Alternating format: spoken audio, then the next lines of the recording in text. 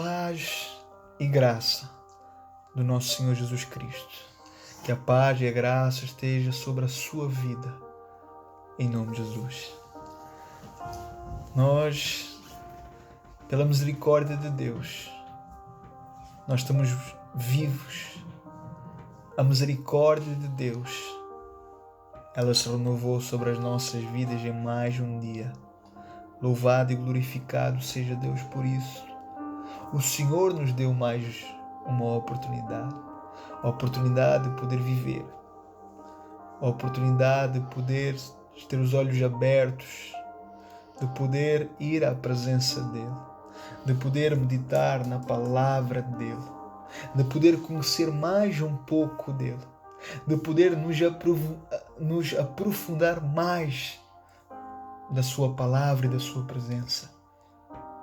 Este é o momento de buscar o Senhor. Este é o momento de nós irmos, nos derramarmos, nos prostrarmos, nos humilharmos perante a face do Senhor. Este é o momento. Agora mais que nunca, você precisa buscar Deus. Agora mais que nunca, você tem tempo para buscar Deus. Aproveite cada momento. Aproveite cada situação. Aproveite esta situação, esta circunstância para se envolver, para se aproximar, para retomar o caminho, para voltar. Nós temos feito o estudo do Evangelho de Mateus, no capítulo 5. Nós vimos o versículo 3, o versículo 4, o versículo 5, o versículo 6, o versículo 7, o versículo 8, o versículo 9. Vimos o versículo 10, 11 e 12. E hoje nós estaremos meditando sobre do versículo 13 ao 16. Evangelho de Mateus, no capítulo 5. Nós vamos ler o versículo 13, o versículo 14, o versículo 15 e o versículo 16, porque eles estão ligados. Amém? Fala sobre a luz e o sal. Vamos ver aquilo que o Senhor tem para falar com cada um de nós. Abra o seu coração.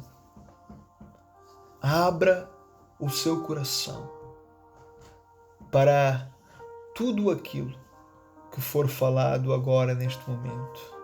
Que o Senhor Ele possa abrir os nossos olhos, abrir o nosso entendimento, nos dando esclarecimento, nos dando compreensão, nos dando discernimento, nos dando sim, à luz do texto, à luz daquilo que nós vamos falar, que o Senhor venha nos esclarecer. Que a palavra do Senhor ela venha a ser guardada, ela venha a ser memorizada e que nós possamos ouvir e nos tornarmos aquele homem prudente que ouviu as palavras e que fundamentou a sua casa na rocha. Que nós possamos ser esse homem que ouve e pratica a palavra de Deus, que ouve e aplica esta palavra, a sua palavra, no dia a dia. Amém? Você que tem a sua Bíblia, abra comigo no Evangelho de Mateus, no capítulo 5, no versículo 13 ao 16, que diz assim. Jesus está falando aqui. Jesus ainda está então aqui na montanha. Aqui ainda faz parte então do sermão do monte, do sermão da montanha. Amém? Vós sois o sal da terra. Mas se o sal se tornar ínspido, com que se há de salgar? Para nada mais serve senão para ser lançado fora e pisado pelos homens. Vós sois a luz do mundo. Não se pode esconder uma cidade edificada sobre o monte, nem se acende uma lâmpada e se coloca debaixo de uma vasilha, mas no candelabro, e ilumina a todos os que estão na casa. Assim resplandeça a vossa luz diante dos homens, para que vejam as vossas obras e glorifiquem o vosso Pai que está nos céus. Nós vamos ler em outra tradução, para nós entendermos melhor o texto, para nós entendermos melhor aquilo que Jesus aqui está falando. Vocês são um sal para a humanidade, mas se o sal perde o gosto, deixa de ser sal e não serve para mais nada, e jogado fora e pisado pelas pessoas que passam. Vocês são a luz para o mundo. Não se pode esconder uma cidade construída sobre o monte. Ninguém acende uma lamparina para colocá-la debaixo de um cesto. Pelo contrário, ela é colocada num lugar próprio para que ilumine todos os que estão na casa. Mas também a luz de vocês deve brilhar, para que os outros vejam as coisas boas que vocês fazem e louvem o Pai de vocês que está nos céus. Louvado e glorificado seja Deus. Então, nós entendemos que Jesus, então, aqui, ele está discursando para os seus discípulos. Que Jesus, então, está discursando para uma grande multidão. Jesus, então, ele apresenta os padrões do reino. Jesus, então, apresenta aqui a ética do reino. Jesus, então, ele vai trabalhando acerca do seu reino, apresentando o reino ao povo, anunciando o reino. E este é mais um dos ensinamentos de Jesus. Queridos, o sal, ele é um conservante. E nos tempos de Jesus, talvez fosse dos únicos que impediam que a comida e sobretudo a carne não se estragasse. É claro que nós sabemos que o sal, ele também é um tempero. Mas aqui nós temos que pensar na sua principal função ou sua principal utilidade, que era então para conservar a comida, para conservar o alimento. E Jesus aqui, ele agora neste discurso, nestes ensinamentos, nestas bem-aventuranças, Jesus aqui ele faz um paralelo entre o sal e os seus discípulos, entre o sal e a sua igreja, entre o sal e os seus discípulos que seriam alcançados ao longo dos anos, ao longo dos séculos. Ele faz então um paralelo entre o sal e os seus próprios discípulos, mostrando então que ambos existem neste mundo corrupto e pecaminoso para conservar a verdade do Evangelho, para não deixar que essa graça apresentada no Evangelho de Cristo seja então esquecida, seja então abafada, seja então anulada. Louvado e glorificado seja Deus por isso. Então, nós vemos que Deus concede à sua igreja ser sal para o mundo, para que todos os cristãos possam então servir o seu reino. Assim então, e assumir então essa responsabilidade de resgatar almas que estão indo então para o inferno, trazendo então elas agora sobre Cristo, sobre o Cristo crucificado, aquele que pode salvar as suas vidas, as suas almas de uma eternidade do inferno.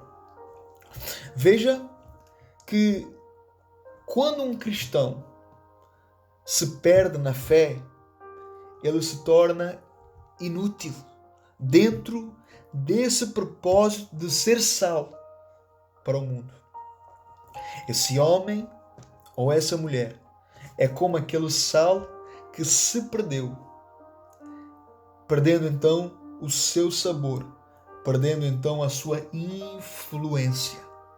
Então, entenda que o sal, ele possui muitas características, porém, as duas mais importantes são as que Jesus ensina aqui.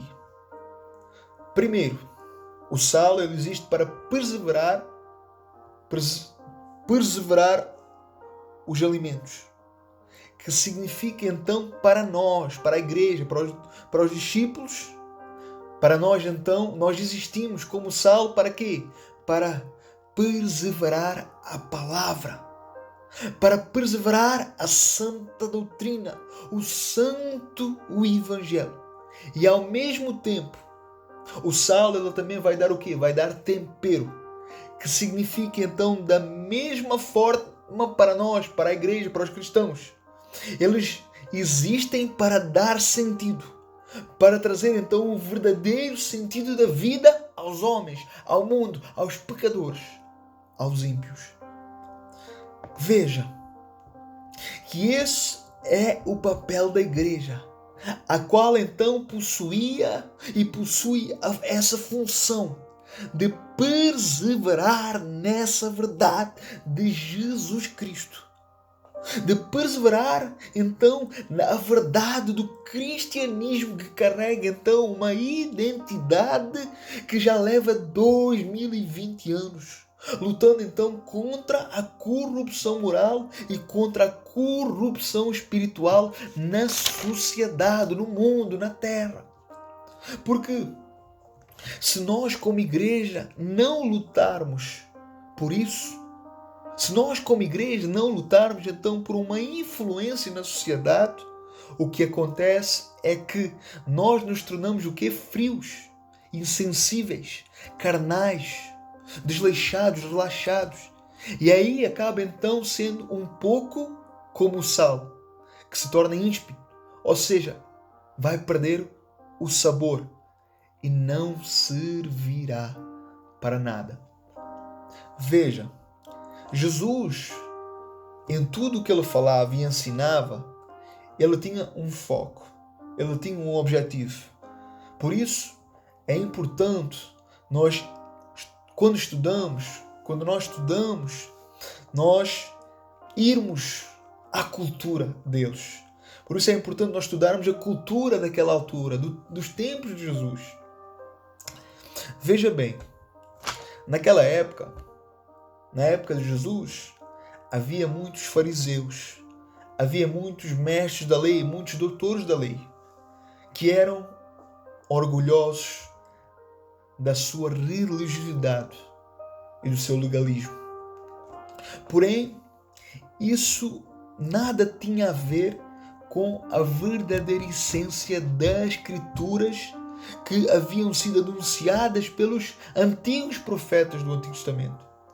Veja, aqueles mestres da lei, aqueles fariseus, aqueles doutores da lei, eles eram homens orgulhosos, eles eram homens soberbos, eles eram homens que diziam ser cheios de Deus, mas eram homens cheios de si próprios. E por isso eles acabaram então perdendo o sabor, assim como o sal muitas vezes. E não mais serviam para nada a não ser para serem lançados fora. Então veja aqui este alerta que é importantíssimo e ao mesmo tempo tem que nos dar temor e tremor. Que Deus, meu irmão, minha irmã, possa nos guardar de todo o fariseísmo e da religiosidade adulta que tem tomado a conta de muitos que se intitulam cristãos, que pensam ser, que dizem ser, mas que no fundo não passam de hipócritas. Assim como João Batista declarou para aqueles homens, quando ele estava batizando, anunciando o reino, pregando o arrependimento para o povo de Israel, ele olhou para aquele povo e disse: raça de víboras, quem vos induziu de fugir da ira vindoura? Produzi, pois, frutos dignos de arrependimento. Se nossos exemplos não se nossos exemplos não refletirem um ser regenerado e justificado, então para nada servirá as nossas vidas, as nossas palavras ou a nossa fé. Veja, Jesus, irmão, ele declarou, Jesus, ele afirmou que os seus discípulos, que a sua igreja, que o seu povo são o quê? Luz e sal. A sua igreja é luz e sal. Nós somos a sua igreja, nós somos luz e sal. Esta não é a afirmação do Fábio. Esta não é a afirmação do fulano. Esta é uma afirmação de Jesus. Então, o que significa ser luz para o mundo? Veja, no Evangelho de Mateus, no capítulo 4, Jesus, depois de já ser batizado por João Batista no Rio Jordão, e depois então Jesus ele é levado pelo próprio Deus ao deserto para ser tentado 40 dias e 40 noites por Satanás, onde ele vai jejuar. E após isso, após Jesus ser batizado e ir ao deserto, após isso Jesus então ele abandona então agora Nazaré e agora então ele vai dar início à sua missão. Ele vai então para uma cidade chamada Cafarnaum. Agora ele vai para essa cidade para confirmar aquilo que o profeta Isaías havia profetizado acerca dele. Jesus, então ali, ele representaria a luz de Deus. Aquele povo que estava então em trevas, que vivia então sobre o governo das trevas, que viviam então como inimigos de Deus, com inimizade para com Deus, agora aquele povo viria à luz.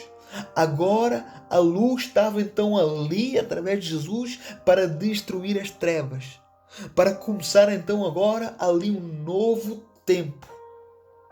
Aqueles que estavam em trevas, segundo então o relato de Mateus, foram iluminados pela luz.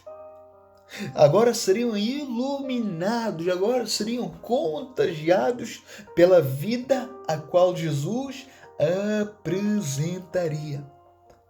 Jesus então, ele manifesta ali a glória de Deus. Ele agora se tornaria a luz do mundo. A luz para aqueles que estavam nas trevas. Agora Jesus, ele vem para vencer a escuridão do pecado. Agora Jesus vem para vencer a maldade, para vencer a ignorância, para vencer a incredulidade e para vencer a descrença.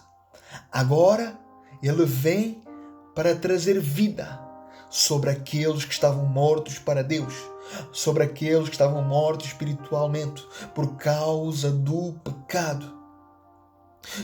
Aqueles que estavam então mortos para uma intimidade e comunhão com Deus. E Jesus então agora traz então uma luz ao fundo do túnel, que reconciliaria e religaria novamente o homem com Deus, resgatando então assim o homem que era escravo do pecado, o homem que era escravo então do império das trevas. E através do sangue, Jesus então agora compra esse homem e essa mulher e o leva então para o reino do Filho do seu amor. Jesus então agora, ele estabelece essa luz. Essa luz agora, ela veio para ficar. Agora essa luz, ela vai triunfar na cruz. Agora essa luz, ela vai triunfar sobre a morte. Agora essa luz vai triunfar sobre o inferno. Agora essa luz, ela vai ser dada na mão dos discípulos. Agora essa luz, ela vai ser dada à igreja. Agora os seus discípulos carregariam essa luz. Dariam então continuidade a essa luz. E por isso Jesus então diz para os seus discípulos, e por isso Jesus declara para a sua igreja: vocês são luz e sal para o mundo. Vocês são luz e sal para o homem. Vocês são luz e sal para o pecador. Vocês são luz e sal para os ímpios. Agora, os cristãos, eles refletem essa luz de Cristo. Agora, os discípulos de Cristo são essa luz que continuaria e continua destruindo as trevas, que continua então combatendo contra o império das trevas e triunfa, resgatando vidas, alcançando vidas, salvando vidas. Aleluia! Reconciliando vidas. Aleluia! Por isso, ele diz que não se pode esconder uma cidade edificada sobre o manto. Ou seja, veja bem, não podemos nos esconder diante do mundo. Não podemos nos esconder.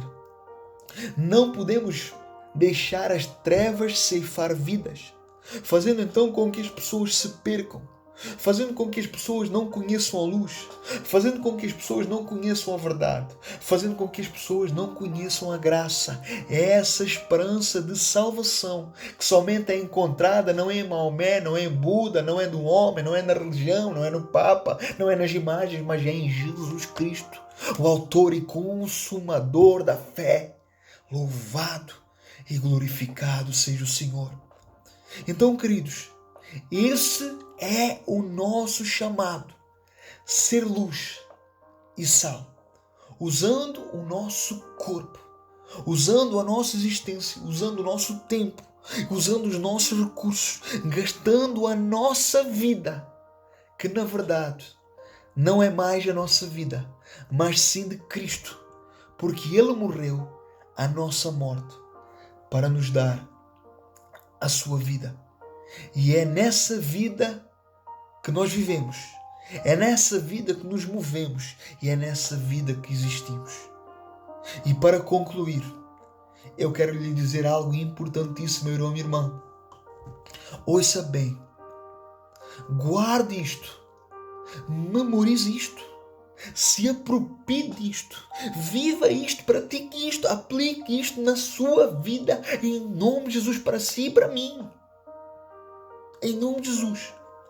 Saiba que quando você se coloca nesta condição de servo, quando você se coloca nesta condição de manso, de viver aquilo que Jesus lhe chamou para viver, tomando então posse da vontade de Deus, vivendo isso, sendo movido do Espírito Santo para isso e evidenciando isso na sua vida, você marcará a sua geração.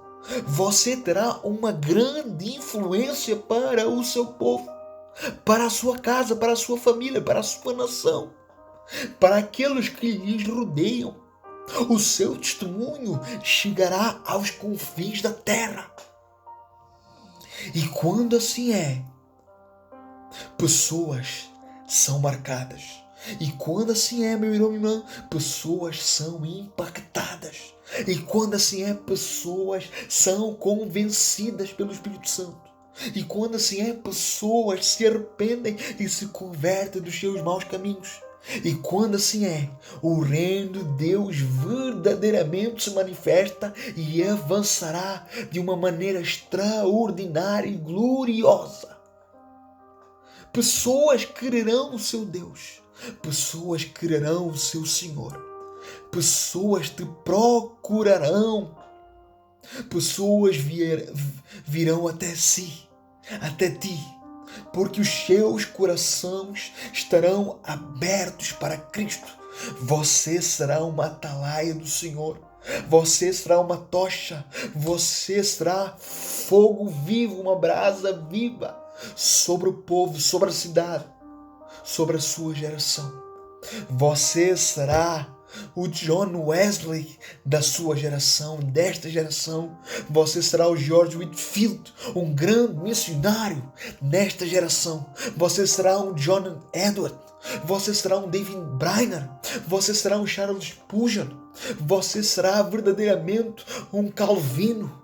Um homem que vai marcar a sua geração. Você será de facto um grande homem de Deus que marcará o seu tempo e deixará um legado grandioso. As pessoas verão, elas reconhecerão, elas conhecerão Deus. Elas conhecerão Cristo através da sua vida, através da sua boca, através das suas orações, através da sua intercessão, através dos seus lábios, através dos seus sermões, através das suas palavras. Elas temerão e engrandecerão o teu Deus, o Senhor da tua vida. Elas clamarão ao teu Deus. Elas desejarão o teu Deus. Elas invocarão o teu Deus e o acharão. Elas alcançarão o perdão e a salvação. Elas não receberão mais juízo ou condenação. Pelo contrário, receberão o céu pelo mérito de Cristo.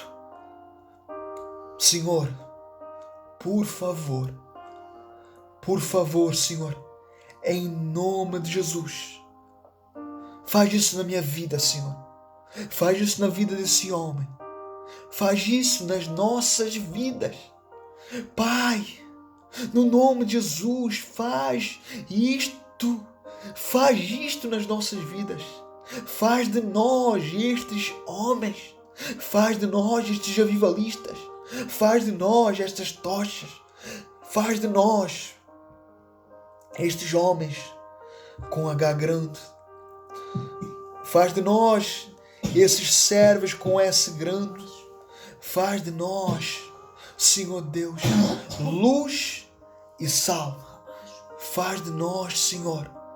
Faz de nós, por amor do teu nome, que o teu reino deixa, que o teu reino venha, que o teu nome seja engrandecido, que o teu nome seja glorificado. Pai, em nome de Jesus, Senhor, faz isto nas nossas vidas.